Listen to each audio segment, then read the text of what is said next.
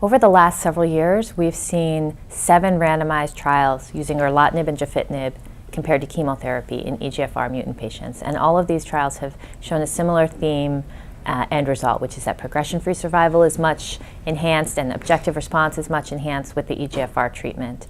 And 2 large randomized studies have been done using the newest drug, afatinib, second-generation irreversible pan-HER inhibitor. And it has a similar design.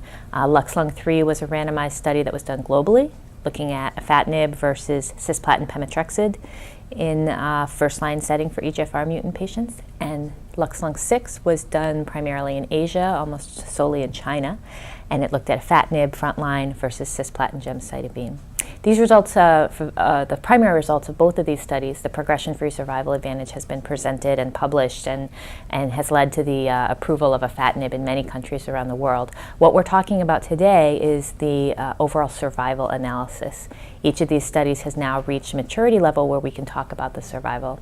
And what we saw, identical results in both studies, that when you look at the whole study population, there was no survival advantage between the afatinib and the chemo. This is in line with older studies looking at gefitinib and erlotinib.